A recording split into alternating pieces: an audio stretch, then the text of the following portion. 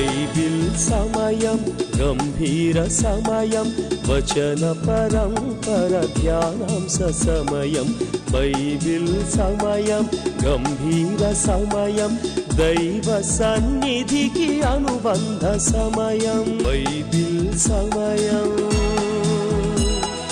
Bible సమయం Bible సమయం Bible సమయం ఇది యాత్ర కానాను యాత్ర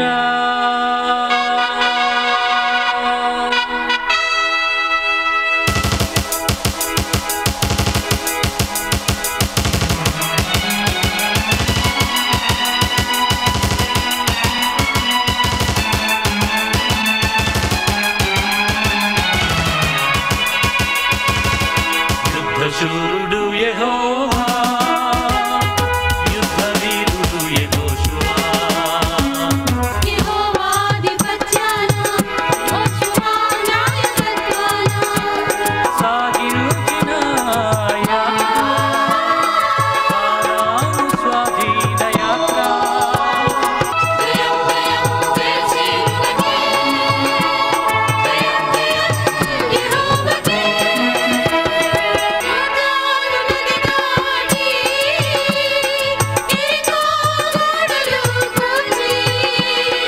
సూర్యుణ్ణి ఆపి చంద్రుణ్ణి నిలిపి సూర్యుణ్ణి ఆపి చంద్రుణ్ణి నిలిపి శత్రు సంహారం చేసి అడుగిడిన ప్రతి స్థలం స్వాస్థ్యముగా పొంది అడుగిడిన ప్రతి స్థలం స్వాస్థ్యముగా పొంది జయము సాధించిన విశ్వాసయాత్ర విశ్వాసయాత్ర విశ్వాసయాత్ర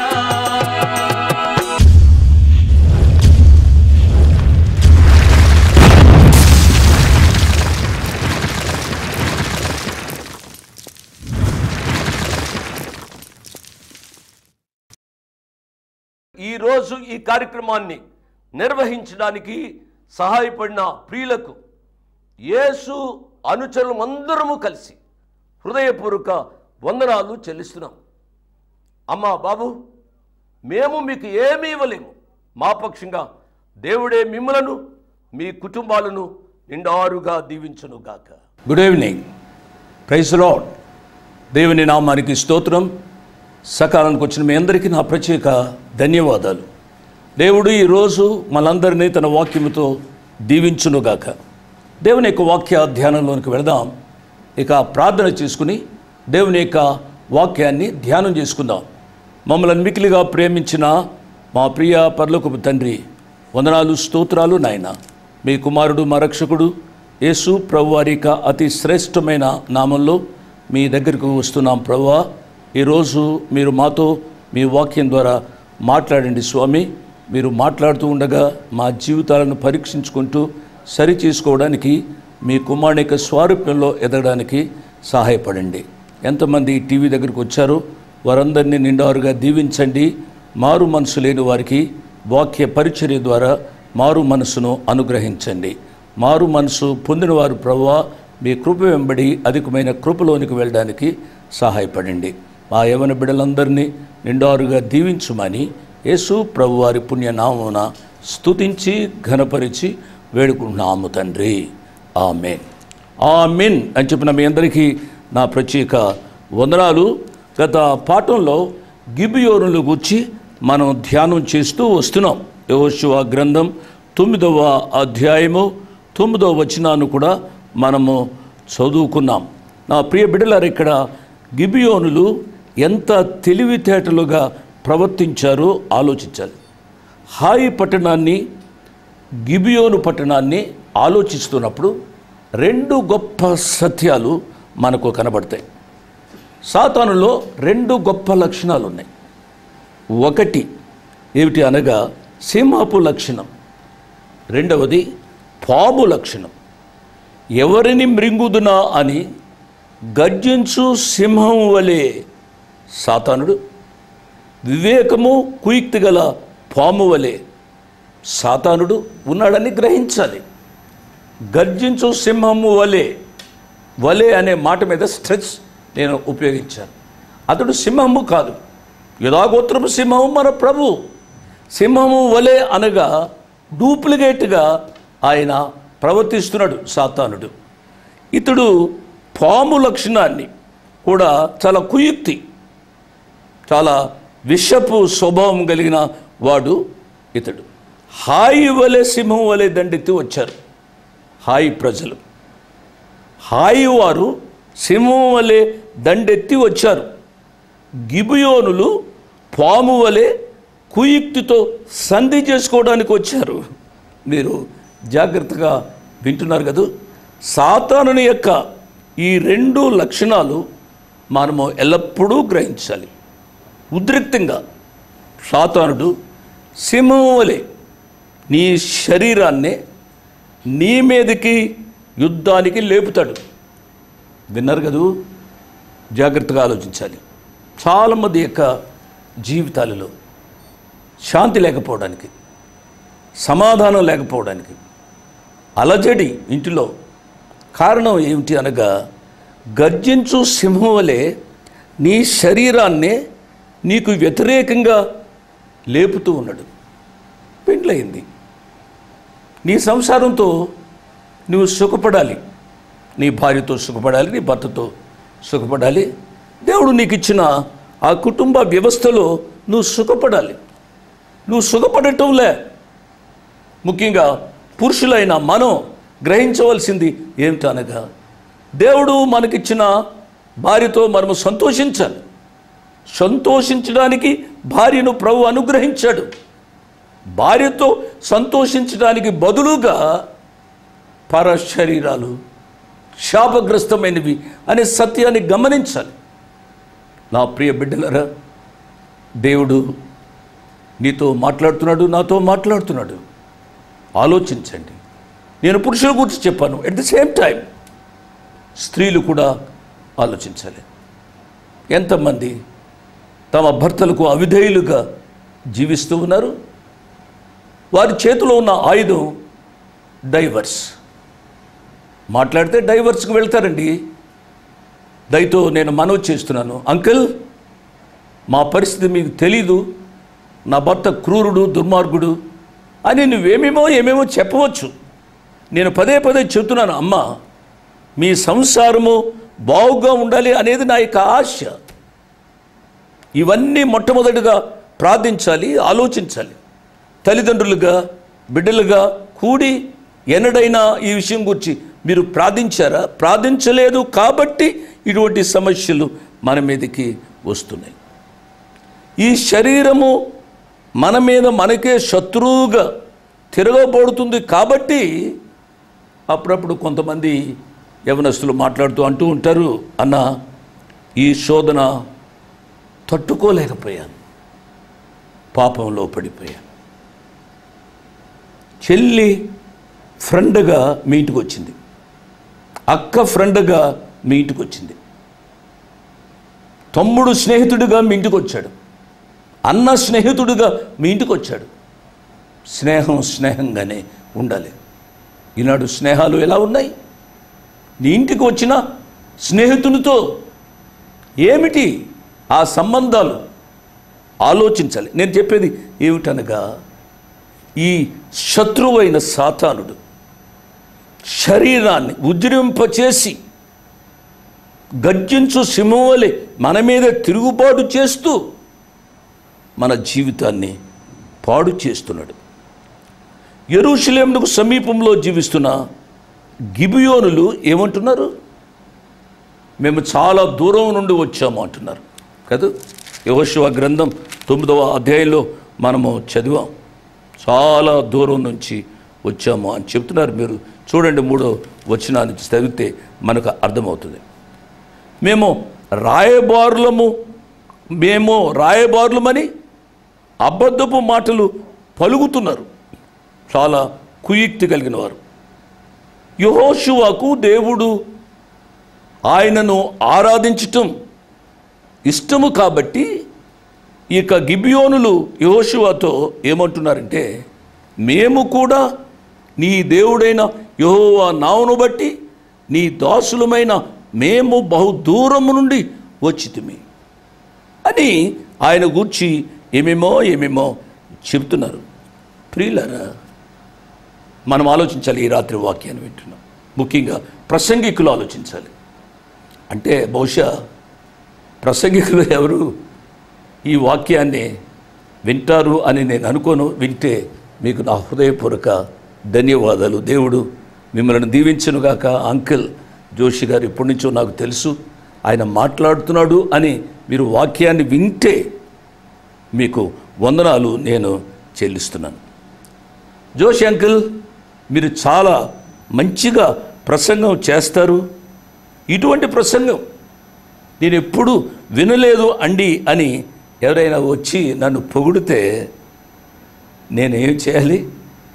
సాతానుడు నన్ను పడగొట్టడానికి పాము వలె వస్తున్నాడు, గర్జించు సింహం వలె వస్తున్నాడు అని గ్రహించాలి.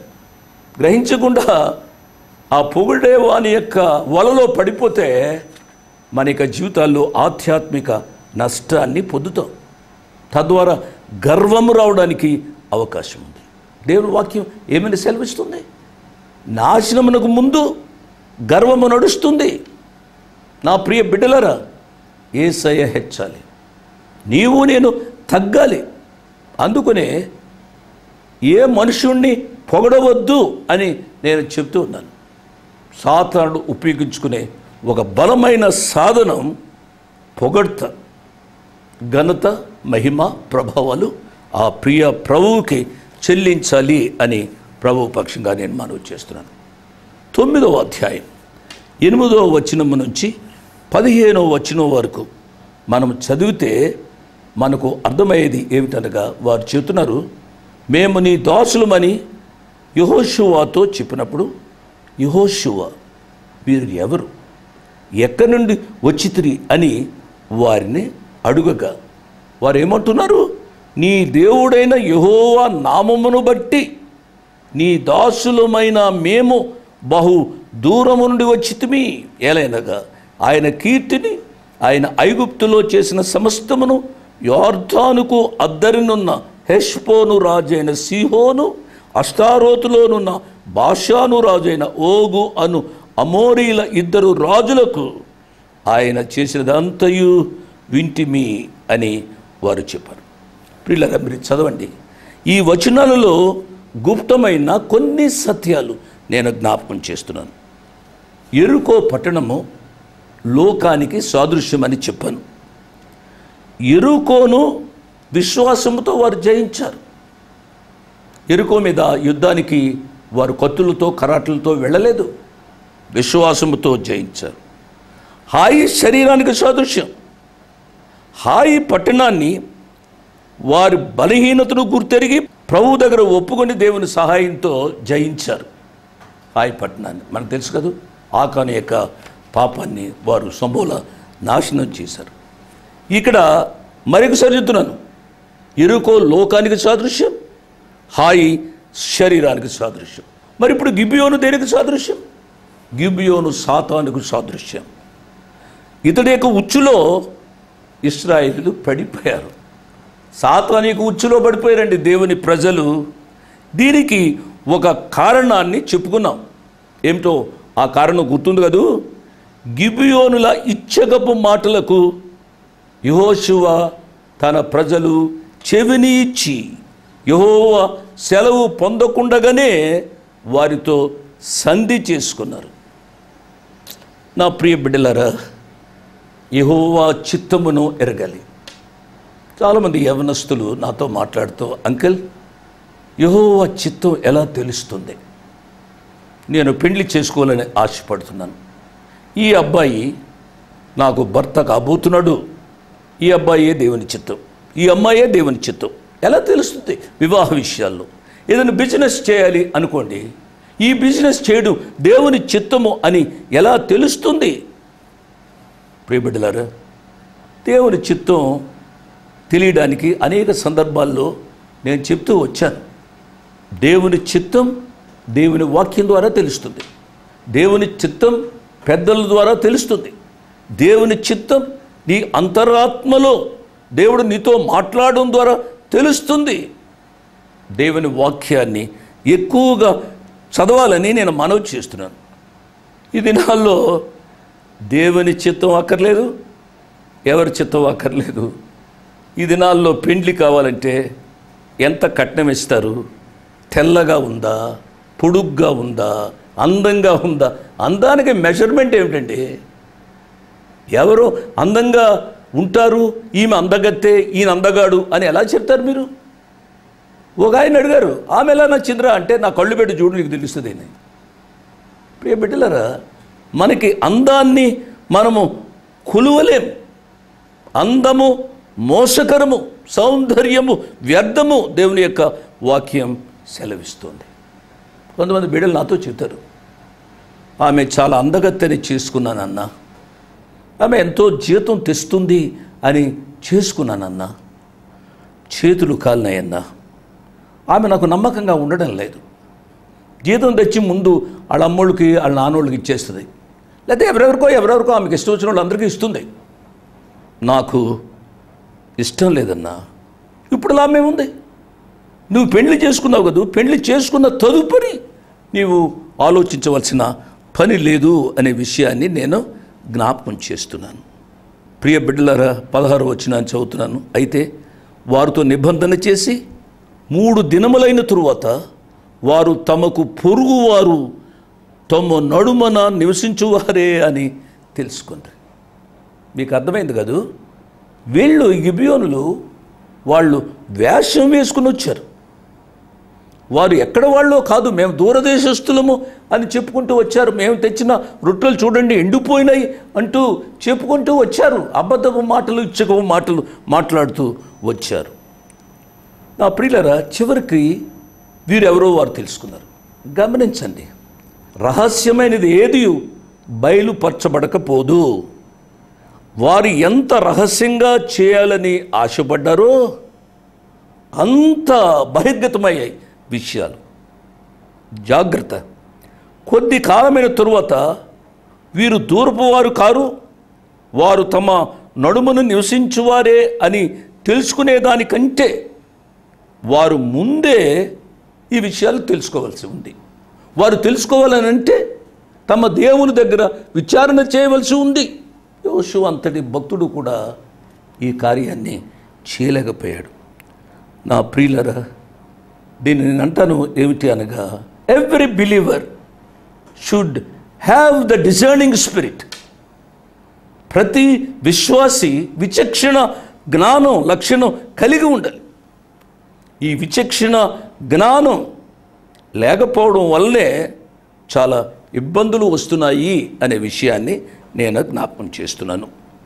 17వ వచనం నుంచి 24వ వచనం వరకు చదవండి నా ప్రియులరా. ఇది దేవుని యొక్క వాక్యం కాబట్టి, వారు ప్రధానులు తమతో చెప్పినట్లు సర్వ సమాజమునకు కట్టెలు నరుకువారుగాను నీళ్లు చేదువారుగాను ఏర్పడిరి. కాబట్టి వారు చేసిన పొరపాటును బట్టి యెహోషువ ఇశ్రాయేలు ప్రజలు వారిని చంపివేసేయాలి. కానీ వారు వీరితో నిబంధన చేసుకున్నారు. ఆ నిబంధన ప్రమాణానికి వీరు నిలబడాలి. వీరు నిలబడాలి కాబట్టి వారికి ఏదో ఒక పని అప్పగిస్తున్నాడు. ప్రియులరా, యెహోషువని పిలిపించి ఏమన్నాడో తెలుసా? మీరు మా మధ్యను నివసించువారై ఉండి మేము మీకు బహుదూరముగా ఉన్నమారు అని చెప్పి మమ్మను ఎలా మోసపుచ్చారయ్యా. ఆ హేతువు చేత మీరు శాపగ్రస్తులగుదురు. దాస్యము మీకెన్నడూ మానదు. నా దేవుని ఆలయమునకు మీరు కట్టెలు నరుకువారుగాను నీళ్లు చేదువారునై ఉండక మానరు. అందుకు వారు యెహోషువను చూచి, నీ దేవుడైన యెహోవా ఈ సమస్త దేశమును మీకిచ్చి మీ ఎదుట నిలువకుండా ఈ దేశ నివాసులందరినీ నశింపచేయనట్లు తన సేవకుడైన మోషేకు ఆజ్ఞాపించినని నీ దాసులకు రూఢిగా తెలుపబడిన గనుక మేము మా ప్రాణముల విషయంలో నీ వలన మిక్కిలి భయపడి ఇలాగు చేసితిమి అని వారు చెప్పారు. ఈ వచనాల్లో ఒక గొప్ప పాఠాన్ని నేర్చుకుందాం. గిబియోనులతో ఇశ్రాయేలు ప్రజలు నిబంధన చేశారు. ఈ నిబంధనను ఇశ్రాయేలు పెద్దలు నిలువబెట్టుకుంటున్నారు. ఇది మంచి పద్ధతి. మనం ఎవరితోటైనా ఒప్పందం చేస్తే ఆ ఒప్పందానికి మనము నిలువబడే వారంగా ఉండాలి.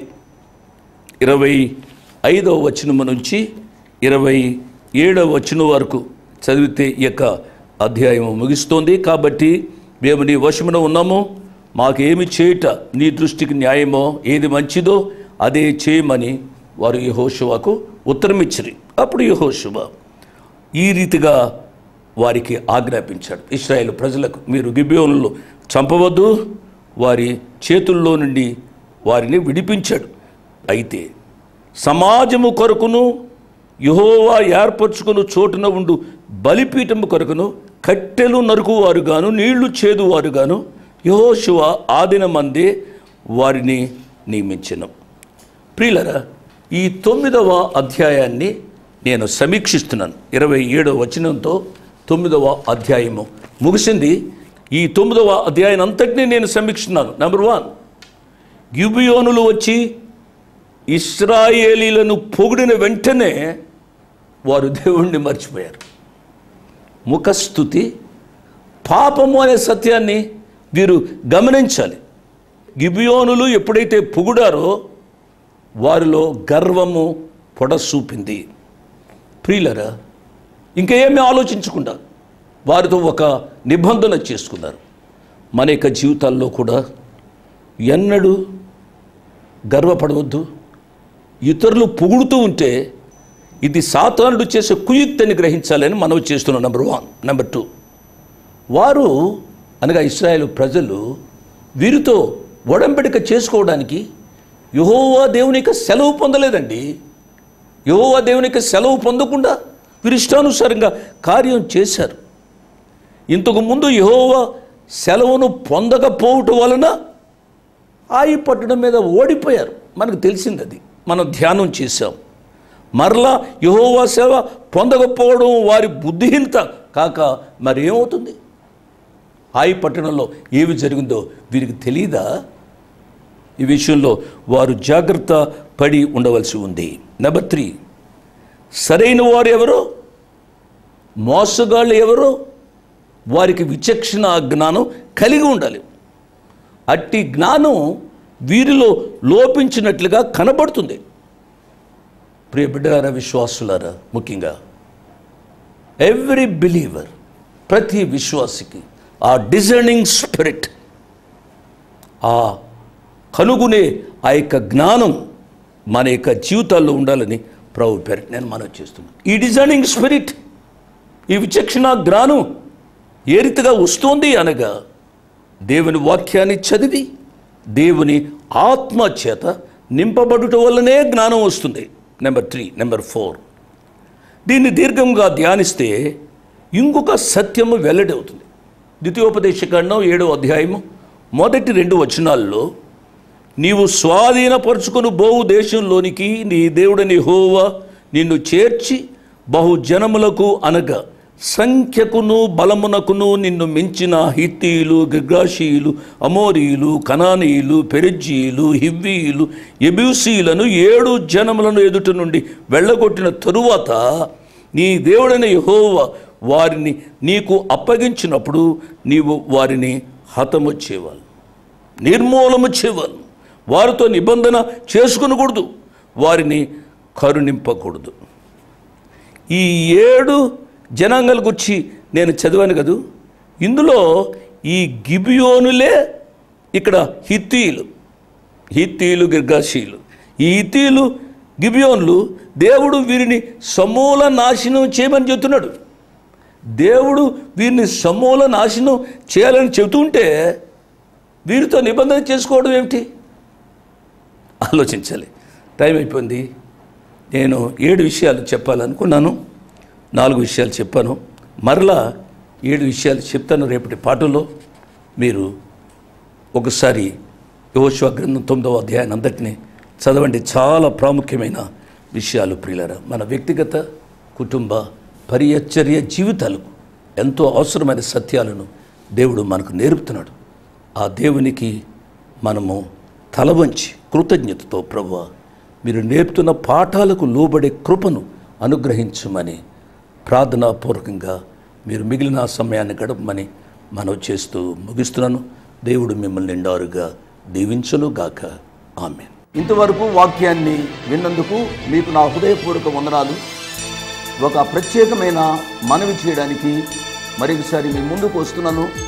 అదేమిటనగా ఈ కార్యక్రమాన్ని నిర్వహించడానికి నేను ఎంతో ధైర్యం చేశాను అనే విషయాన్ని జ్ఞాపకం చేస్తున్నాను.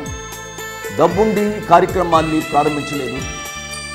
నన్ను రక్షించి ఇంతవరకు పిలిచిన ప్రభు ఉన్నారు అని, తదుపరి విశ్వాసులైన మీరు ఉన్నారు అనే ధైర్యంతో ఈ కార్యక్రమాన్ని కొనసాగిస్తున్నాం.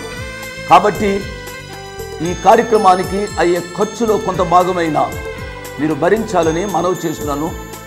ఒకరోజు కార్యక్రమానికి ఎంత ఖర్చు అవుతుందో ఆ విషయాలు మీరు తెలుసుకోవాలంటే దయతో నాకు ఫోన్ చేసి కానీ ఆఫీసుకు ఉత్తరం రాసి కానీ తెలుసుకుని సహాయపడమని ఒక తండ్రిగా, దైవదాసునిగా, అంకులుగా మీకు మనవి చేస్తున్నాను. My address 1-1-214/2, flat number 505506.